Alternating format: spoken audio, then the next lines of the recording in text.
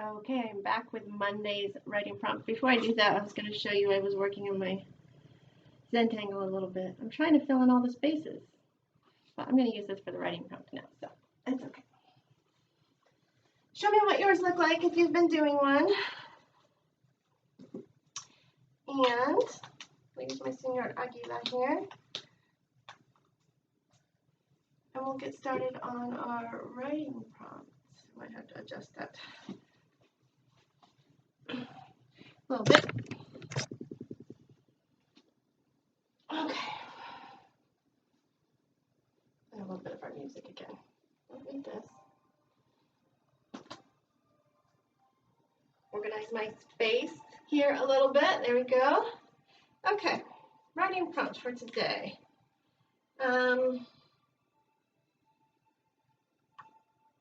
Since it's Monday, let's think back over your weekend. And see if you can describe your weekend. Describe your weekend in your writing prompt and think about the 5 W's that will help you get some details in there, some extra sentences.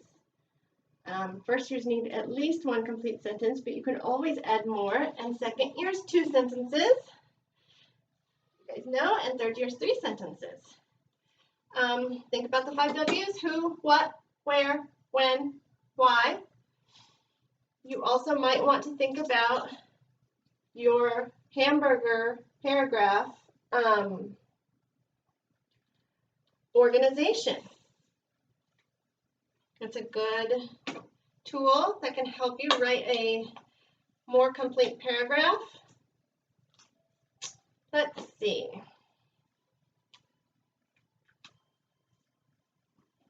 See if I can find one of these that works. We'll do an example together if you want. We'll talk about Morgana's weekend. Come here, Morgana. Can you imagine?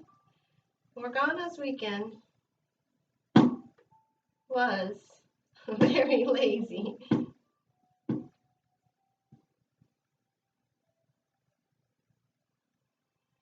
Sure was. It was very lazy. Okay, now we'll think about some of the 5 W's. Who? She was at home with us. What? What did she do? Well, she didn't do really anything, did she? I guess she played a little, but she mostly slept.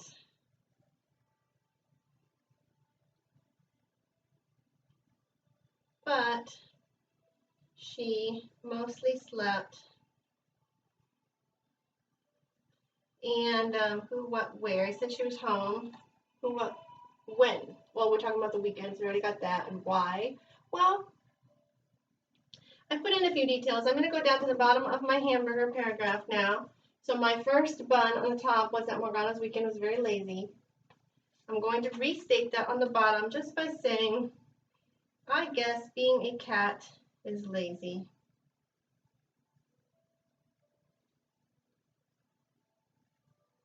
And that was just an example. So you can think about how to organize your paragraph. Now let's talk about your word problems. Okay, moving on. Word problems.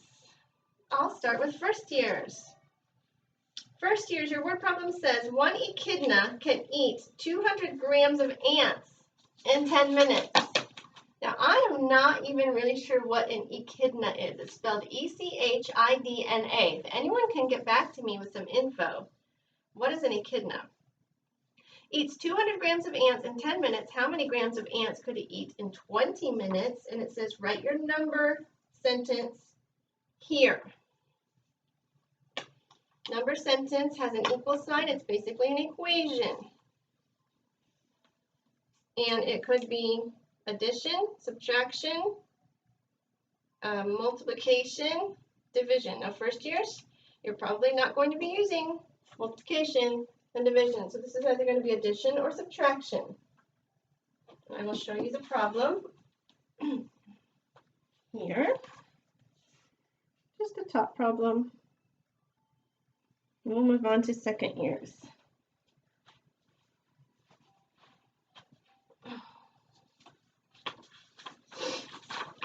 Oh, okay, that's still first years. More echidna problems. Second years. Monkeys. 19 monkeys were sitting under a tree. 12 monkeys were swinging in the tree. How many monkeys were there in all? All right, the first thing you should hear is in all, and that means addition. You're taking the monkeys sitting under the trees with the monkeys swinging in the trees. You're adding them together. Easy peasy.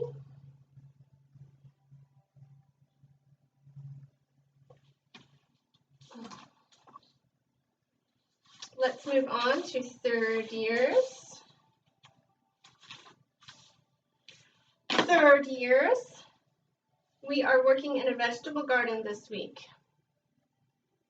This year, the area of Mrs. Odell's garden is 72 feet. Last year, she had two small gardens that each measured 18 square feet. How many times larger is this year's garden than last year's gardens combined? Third years, this is nice and complex for you all. So we need to just review area. Remember, area is everything you want to count, every space inside that garden. So if it's a square garden, I'll use mine as an example. Mine's a square garden outside, and it's 4 feet by 4 feet.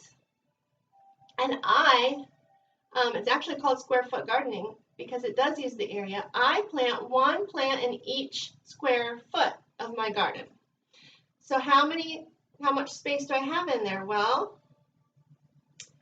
you have 4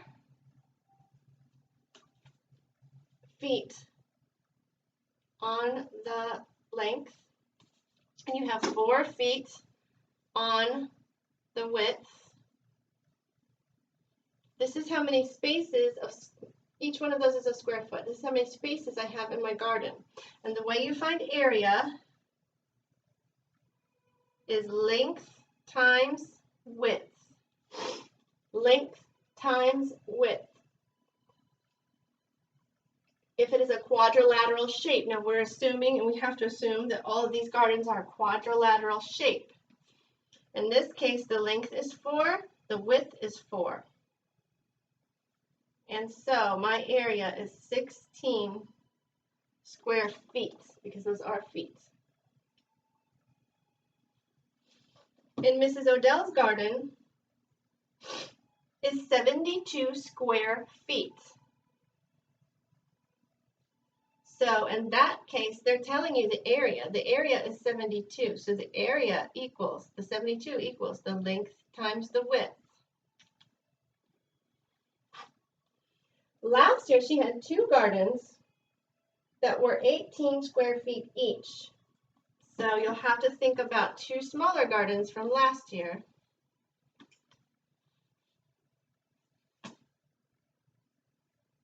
And that area was 18.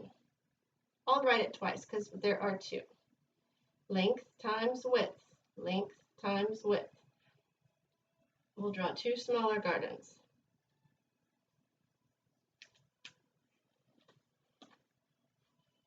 If that confuses you for some reason, because the 18 is in the front and the equal sign and then length times width, remember, an equation, all the equal sign means is that both sides are equal. So it doesn't matter whether the 18 is on this side and the length times width, or if the length times width is on this side.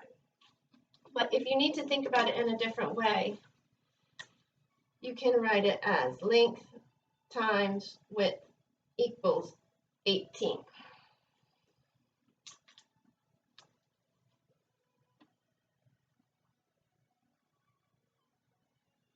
Okay, now we're assuming the gardens are quadrilaterals. They do not have to be squares. 18 is not a square of anything. If you think about the long bead chains, the squares are 1, 4, 9, 16, 25, 36. So we've already passed. There's not a square that would give you an area of 18, so it must be another shape. That's a quadrilateral. See if you can figure that one out. And then the question that you're answering is how many times larger is this year's garden than last year's gardens combined? This is a nice long problem. Keep you busy this morning. Get back to me if you have questions. And good luck with those. Hasta luego.